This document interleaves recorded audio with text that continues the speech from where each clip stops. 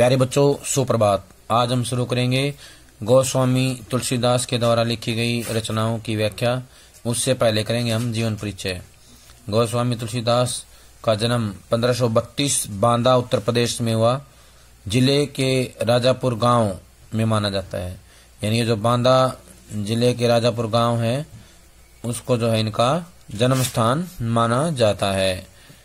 मुख्य रचनाएं हैं रामचरितमानस, विनय पत्रिका, गीतावली, श्री कृष्ण गीतावली, दोहावली, कवितावली, रामाज्ञा। प्रश्न आएगा तुलसीदास की प्रसिद्धि का आधार कौन सी रचना है, तो बताएंगे रामचरितमानस।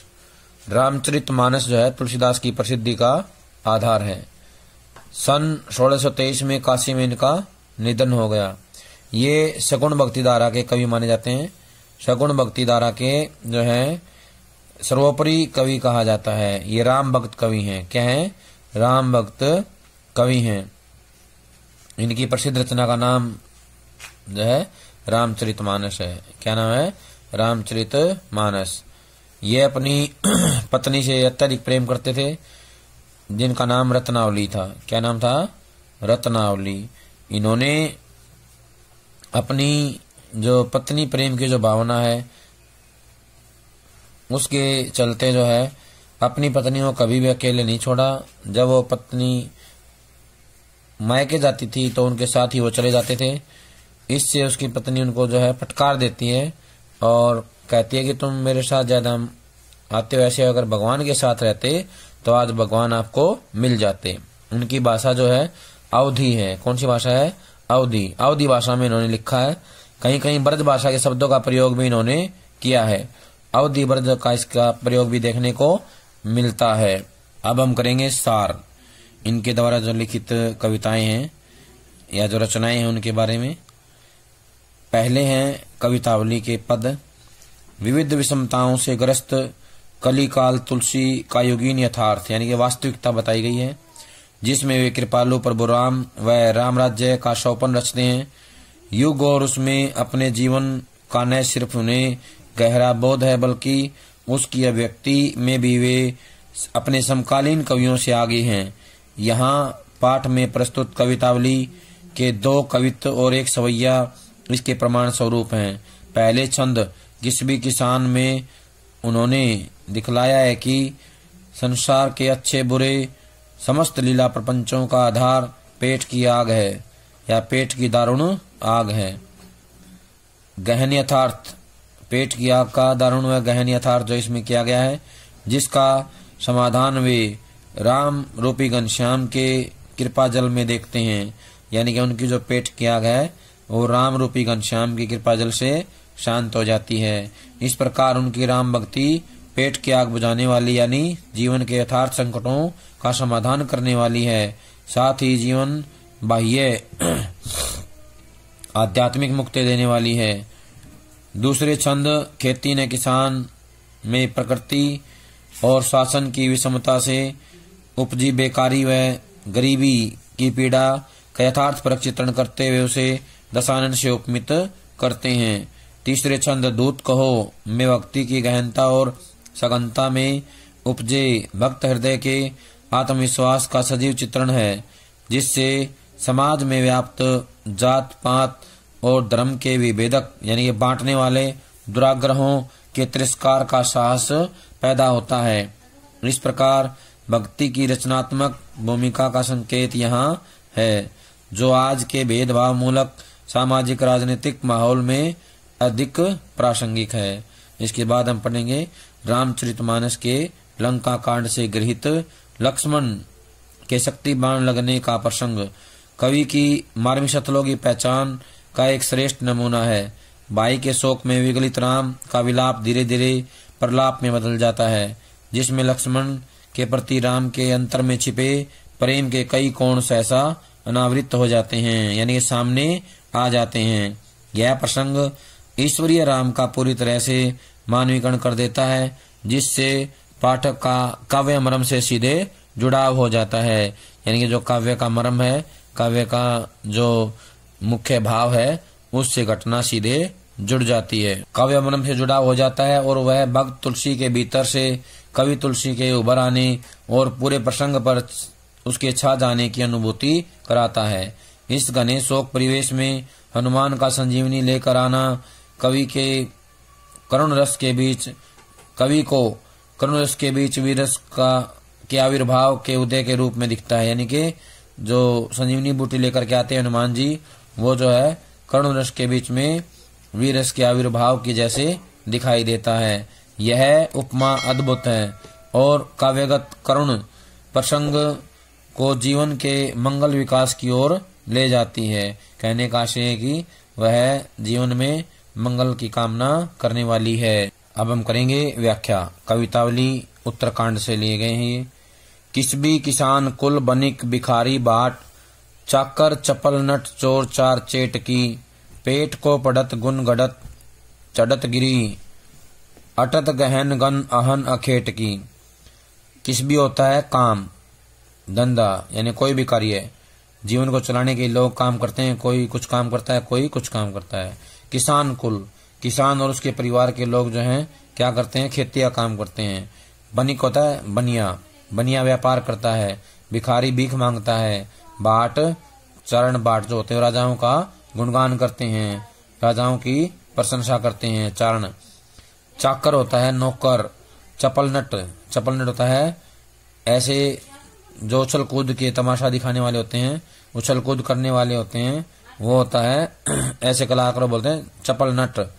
चोर होता है चोरी करने वाला। चार होता है दूत, गुप्तचर जिसे कहते हैं। चेटकी होता है जादू का खेल दिखाने वाले। बाजीगर छोटा मोटा खेल दिखाने वाले होते हैं, वो होते हैं। पेट को बढ़ता है, पेट में ही पच जाता है, हजम हो जाता है। गुण गढ़त यानी कि अपने अंदर अलग अलग विधाओं का निर्माण करते हैं, गुणों का निर्माण करते हैं। चढ़त गिरी ऊंचे ऊंचे पहाड़ों पर चढ़ जाते हैं। अटत गहनगन अटत होता है घूमना, गहनगन होता है गहरे जंगल में, वन में। अहन होता है भिन्न, अकेटकी होता है शिकारी। ऊंचे नीचे होता है अच्छे बुरे। कर्म होता है कार्य। धर्म अधर्म होता है धर्म और अधर्म के। करी माने करना। पेट ही को पचत यानी ये सब पेट में पच जाता है। बेचत बेटा बेट की, अपने बेटे और बेटी को भी बेच देते हैं। कवि कहता है कि इस संसार में, दुनिया में मेहनत करने वाले लोग भी रहते हैं, अलग अलग काम करने वाले लोग मिलते हैं। कुछ मेहनत करते हैं, मजदूरी करते हैं। किसान कुल के लोग होते हैं, खेती का काम करते हैं। व्यापारी व्यापार करता है। भिखारी भीख मांगता है। बाट जो है, चारण जो होते हैं राजा गुणगान करते हैं, प्रशंसा करते हैं। नौकर नौकरी करता है। चपल नट जो है उछल कूद करके तमाशा दिखाते हैं, खेल दिखाते हैं। चोर चोरी करता है। गुप्तचर सूचनाएं इकट्ठी करने का काम करता है। और जो बाजीगर हैं, छोटा मोटा खेल दिखाने वाले, वो जो है अपना बाजीगर का खेल करते हैं। सारे लोग तरह तरह के काम करते हैं। ये सब काम वो अपना पेट पालने के लिए करते हैं, अपनी भूख मिटाने के लिए करते हैं। पेट को पड़त वो ऐसा इसलिए करते हैं क्योंकि ये सब पेट में हजम हो जाता है, पेट की भूख को शांत करने के काम आता है। लोग ऊंचे ऊंचे पर्वतों पर चढ़ जाते हैं, ये भी इसीलिए करते हैं ताकि उनके पेट की भूख शांत हो सके। दिन भर शिकारी शिकार के लिए घूमता रहता है, घने जंगलों में भटकता रहता है ताकि उसे कोई शिकार मिल जाए, उसे मारकर वो अपना पेट भर ले और अपने परिवार का भी पेट भरे। इसलिए वो जो है पूरा दिन वन में घूमता रहता है, इधर उधर भटकता रहता है। ऊंचे नीचे कर्म, इस संसार में लोग अच्छे बुरे काम भी करते हैं। कोई अच्छा काम करता है, कोई बुरा काम करता है, कोई धर्म का काम करता है, कोई अधर्म का काम करता है। संसार में सभी प्रकार के लोग रहते हैं। वो सब ये काम अपनी आजीविका चलाने के लिए करते हैं, अपना जीवन चलाने के लिए करते हैं। पेट ही को पचत, और ये सब पेट में पच जाता है, पेट में हजम हो जाता है, इसलिए सब लोग ये काम करते रहते हैं। बेचत बेटा बेट की, और इस भूख के लिए इतने मजबूर हो जाते हैं शांत करने को भूख को कि वो अपने बेटे और बेटी को भी बेच देते हैं। तुलसी बुझाई एक राम घनश्याम ही थे। तुलसीदास कहते हैं कि मेरी जो पेट की आग है, मेरी जो ये भूख है, राम नाम रूपी बादल के कृपा जल से ही शांत हो जाती है। आग ही बढ़वागी ते बड़ी है आग ही पेट की। और जो ये आग है, पेट की आग, समुद्र की आग से भी बड़ी होती है। बढ़वागी होता है समुद्र। तुलसीदास जी कहते हैं कि जो ये आग है बहुत ही भयंकर होती है, बहुत ही विनाशकारी होती है। इसके लिए लोग जो है कुछ भी करने को तैयार हो जाते हैं। और इस आग के आगे समुद्र की आग भी कुछ नहीं है। समुद्र की आग भी छोटी पड़ जाती है। कहने का आशय है कि संसार का कटु सत्य है कि लोग इस भूख के हाथों मजबूर होकर के ऐसे ऐसे काम करते हैं जो उन्हें नहीं करने चाहिए, जो उनके लिए अत्यधिक नुकसानदायक होते हैं, बहुत ही श्रमनाक होते हैं, वो भी उन्हें करने पड़ते हैं। अब हम करेंगे इसके अंदर अलंकार कौन सा है, तो बताएंगे कि इसमें अलंकार जो है रूपक अलंकार मिलता है। दूसरा राम घनश्याम में रूपक अलंकार आया है। अनुप्रास अलंकार भी जगह जगह पर देखने को मिलता है। आगी बढ़वागी ते बड़ी आगी पेट की, इसमें गतिरेक अलंकार है। क्या है? गतिरेक अलंकार का प्रयोग किया है। भाषा बताएंगे इसके अंदर साहित्यिक ब्रजावधि का प्रयोग किया गया है। साहित्यिक भाषा ब्रजावधि। कवित इसमें छंद है। कवित अपने आप में छंद होता है। कवितावली में कवित छंद है। और इसमें जो है कवि ने बताया है कि जो उस समय के उनके युग में जो क्या स्थिति थी, लोगों का व्यवहार कैसा था, लोग कैसे काम करते थे, ये सब दिखाने का प्रयास किया गया है। और ये बताना चाहा है कि लोग जो है पेट की आग के हाथों मजबूर होकर अपने बेटे और बेटी को भी बेच देते थे। कहने का आशय है कि पेट की आग अत्यंत ही भयंकर होती है, भयानक होती है। खेती न किसान को, भिखारी को न भीख भली, बनिज को बनिज न चाकर को चाकरी, जीविका विहीन लोग सिद्धमान सोच बस, कहें एक एक अंशों कहाँ जाई का करी, वेद हूँ पुराण कही लोक हूँ बिलोकियत, सांकरे सबई पे राम रावरे कृपा करी, दारिद्र दशानंद दबाई दुनी दीन बंधु, दुरित दहन देखी तुलसी हाहा करी। खेती के लिए लोगों के पास जो है जमीन नहीं है, किसान कैसे खेती करें, उनके सामने ये समस्या आ गई है। इसमें बताया गया कि हमारे समाज में जब तुलसी का युग था उस समय जो है सभी बेरोजगार थे, उनके पास कोई भी काम करने के लिए नहीं था। बनिज होता है बनिया, बनिए को व्यापार नहीं था, नौकर को नौकरी नहीं थी, किसान के लिए खेती करने के लिए जमीन नहीं थी, भिखारी को भीख नहीं मिल रही थी। बलि, बलि होता है दान, लोगों को जो है दान के लिए अनाज डालने के लिए नहीं मिल रहा था। कहने का आशय है कि कवि हमें बताता है कि समाज में ऐसा बुरा समय आ गया है, ऐसे बुरे हालात हो गए हैं कि किसान के पास खेती करने के लिए कोई जमीन नहीं है, कोई साधन नहीं है, और भिखारी को भीख नहीं मिलती है मांगने पर भी, व्यापारी को व्यापार नहीं मिलता है, नौकर को नौकरी नहीं मिलती है, बलि के लिए डाला जाने वाला अनाज भी उनके पास नहीं है। जीविका विहीन, लोगों के पास गुजारा करने के लिए कोई साधन नहीं है, सभी बेरोजगार हो गए हैं, किसी के पास कोई काम नहीं बचा है। कहने का आशय है कि हर तरफ बेरोजगारी का माहौल छाया हुआ है, सब एक दूसरे से एक ही बात कर रहे हैं, सबकी एक ही सोच है, सिद्धमान होता है परेशानी दुख, सबकी एक ही परेशानी है, एक ही दुख है, और सभी यही बात सोच रहे हैं, एक ही बात सोच रहे हैं, कहें एक एक अंशों, सब एक दूसरे से कह रहे हैं कहाँ जाएं का करें, यानी क्या काम करें, ऐसा काम कौन सा है जिससे उनके जीवन चलने लगे, उसके जीवन में गति आ जाए, उनका गुजारा संभव हो जाए। हर व्यक्ति परेशान है, हर व्यक्ति दुखी है, क्योंकि उनके पास कोई काम नहीं बचा हुआ है।